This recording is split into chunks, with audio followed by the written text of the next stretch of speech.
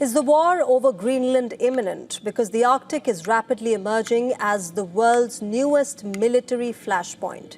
Denmark is flying in more combat troops. France is sending soldiers, ships and aircraft, while Norway is preparing to seize civilian homes and vehicles for war use.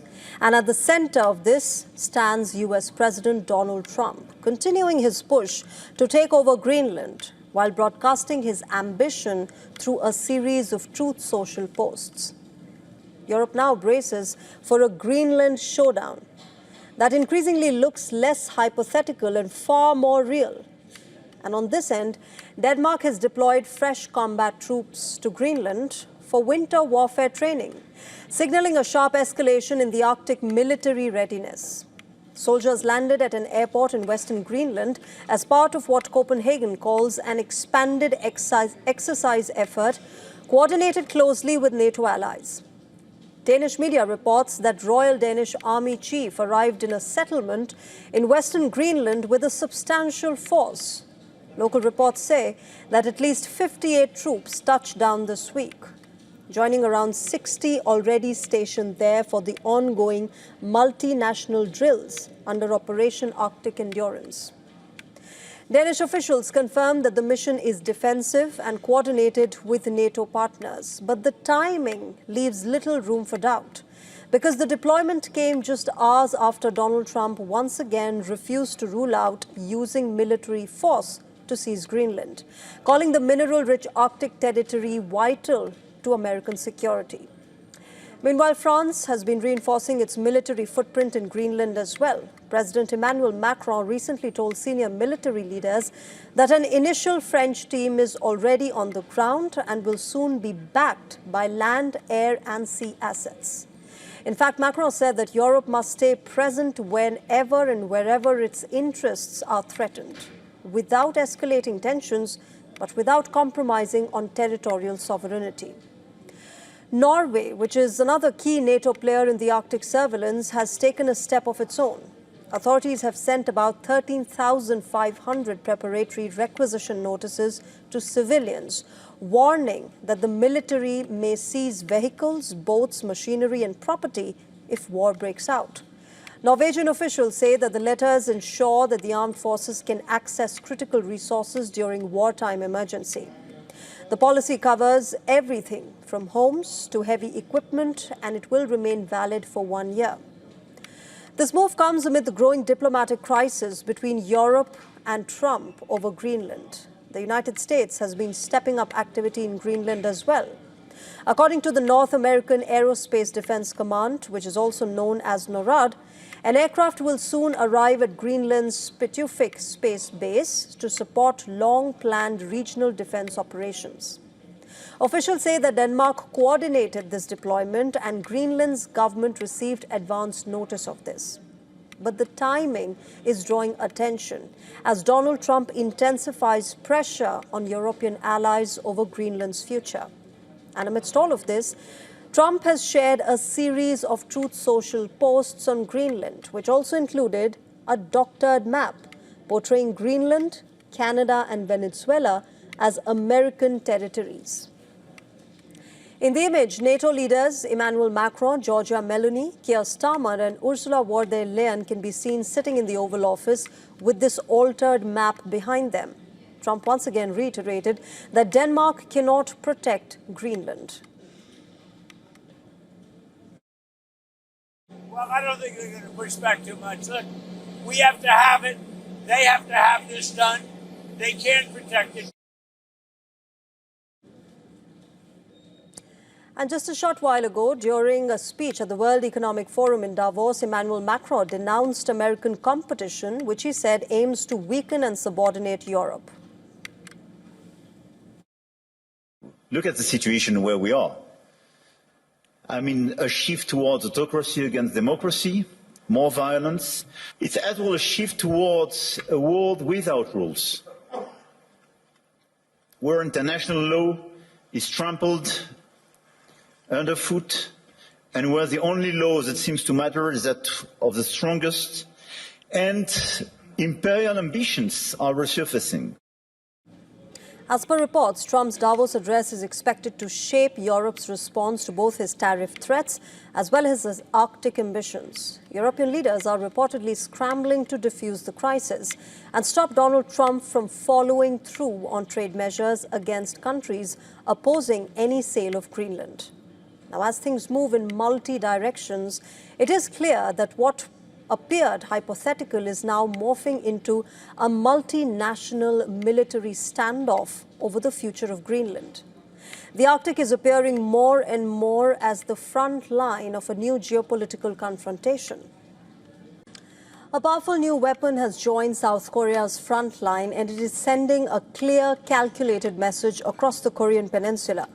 According to local reports, Seoul has now begun operational deployment of the Hanmu-5 ballistic missile, a weapon built for one mission above all others: to hunt and break through North Korea's deepest and most heavily fortified bunkers.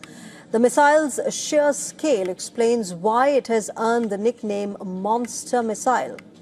It weighs about 36 tons and carries a warhead of up to 8 tons, making it one of the heaviest conventional strike missiles in the world. Engineers designed the Hanmu-5 to punch through layers of reinforced rock and concrete. The missile stretches roughly 16 meters in length and launches from mobile platforms, allowing South Korea to reposition it quickly in a crisis. Depending on how much weight it carries, the Hanmu-5 can strike targets from about 600 kilometers to over 3,000 kilometers away. With a lighter payload, analysts believe that it could even reach intermediate range distances. Though officials still classify it as a short-range ballistic missile, its primary role targets deeply buried command centers and hardened shelters that North Korea's leadership might rely on during wartime. The roots of this weapon trace back to an incident in 2010, when a North Korean torpedo allegedly sank a South Korean warship, killing 46 sailors. Since then, Seoul accelerated its push for powerful conventional strike options. Bound by the Nuclear Non-Proliferation Treaty and unable to build nuclear arms, South Korea instead chose to invest in missiles that could deliver devastating force without crossing the nuclear threshold. Despite its immense power, military experts caution against calling the Hanmu-5 a nuclear equivalent. Its warhead cannot match the sheer destruction of a tactical nuclear weapon. Still, they say that it would be highly effective against many underground facilities, particularly those used to store critical military assets, though bunkers buried 80 to 100 meters deep could survive a direct hit. With this deployment, the Hanmu-5 is no longer a blueprint or a prototype. It is now on duty on the ground, and it is ready. And well, getting you all that has been happening at Davos, apart from the snow and the sub-zero temperatures, Greenland has little in common with the Swiss Alps. But today, the future of that Arctic island is hanging over Davos and the future global order, as world leaders and corporate titans gather at the World Economic Forum. Because this week in Davos, it's not just about global economy or climate change or technology. It is about U.S. President Donald Trump's plans for Greenland. Trump is arriving in Switzerland with the largest American delegation ever, determined to project what his team calls Team USA and what much of Europe is seeing as disruption on a global scale. Donald Trump, who returns to Davos in person for the first time since 2020, is already dominating the agenda before he has even landed there. Overnight, he has unleashed a barrage of posts and threats that have left European capitals scrambling.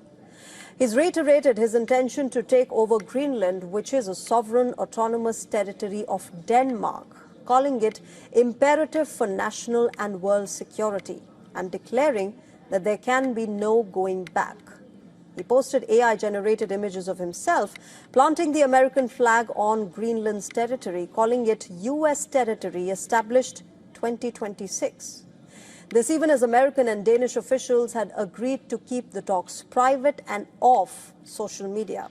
Not only this, the American president attacked the United Kingdom as well, mockingly calling it a brilliant ally over plans to hand sovereignty of the Chagos Islands to Mauritius and cited that the decision is yet another reason why Greenland must be acquired.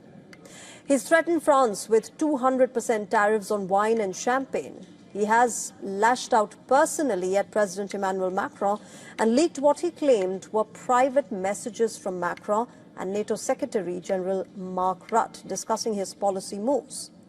Trump also says that he has agreed to meetings with various parties in Davos to discuss Greenland. Today, the European Commission President Ursula von der Leyen has vowed a united and unflinching response, warning that tariff threats and economic coercion could plunge American allies into a dangerous downward spiral. She's also announced plans for massive European investment in Greenland while offering cooperation with the US on Arctic security. France, meanwhile, is pushing back diplomatically. When it comes to the security of the Arctic region, Europe is fully committed. And we share the objectives of the United States in this regard. President Macron has offered to host a G7 meeting in Paris immediately after Davos, inviting Denmark, Ukraine, and even Russia on the sidelines to address the Greenland crisis. Behind the scenes, Europe is weighing countermeasures. An emergency EU summit is scheduled later this week in Brussels, as European leaders confront what many are calling one of the gravest crises in transatlantic ties in years. And this is no longer just political markets that are reacting. Remember, equities across Asia and Europe slid sharply on fears of a US-EU trade war. Gold and silver have surged to record highs as investors rush to safety. Analysts warn that if this standoff escalates, volatility will not stay contained. A public stress test of the NATO's unity is something that the markets are not built to absorb. We've got reporters on the ground who have been getting us all of these updates. Let's go across to them. I'm right now joined by Assistant Editor for Foreign Affairs, Siddhant Sibbal. He's joining us from Davos. He's been tracking all the updates there. Siddhant, all eyes, of course, at the World Economic Forum are on Donald Trump's anticipated visit. His team, which is going to be the largest ever, is of course going to be pitching for US businesses. But more than that, the entire focus of the world is now centering around the kind of war that is playing out between Europe and America.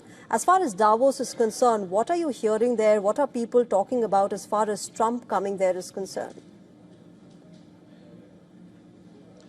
Well, it's all about Trump, and this is the main road where I am standing. And tomorrow, perhaps it will be even difficult to stand here as US President will be here. But earlier today, we heard the European leaders, EU's Ursula von der Leyen, and other leaders, including the Chinese representative, all pitching for a rules-based international order, fair trade, free trade, and worried about Donald Trump, what he has in store during his address. He has given a lot of hints, the red lines he has drawn on the sand, perhaps, when it comes to Greenland, tariffs. And that is something that is worrying European capital. Whatever happens here in Davos tomorrow is going to decide in many ways the fate of Europe and, of course, the fate of the world as well. Not only just the focus on his address, but Thursday will be important in terms of the announcement or the signing of the so-called Board of Peace on Gaza. The charter will be signed.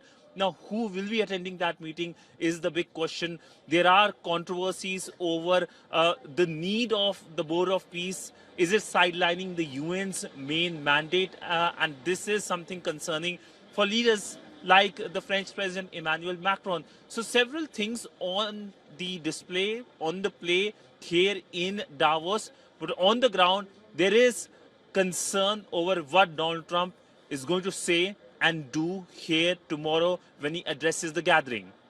Absolutely, Siddhant. What he says will also shape how European leaders respond to America and its threats. But at the moment, we've got a series of leaders, whether it's the EU Commission Chief, Ursula von der Leyen, or the French President Emmanuel Macron. Earlier yesterday, we saw British Prime Minister Keir Starmer. They're all standing in unity against Trump's threat.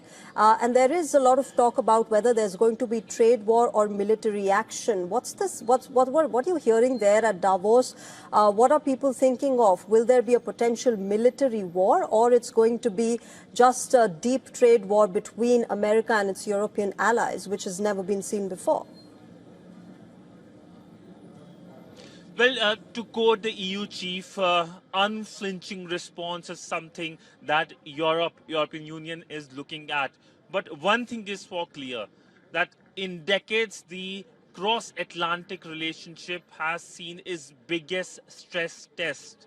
And in this stress test, it is clear that Europe is looking to come up with a new independent Europe, something that the EU chief outlined, and they're seeing it as an opportunity as well. So far, the order which was there between US and Europe was built on the outcomes of World War II. But Donald Trump has given a shock, and this is something that is shaking up things. All right, Siddhant, thanks very much for joining us at the moment. We'll keep coming back to you for the latest.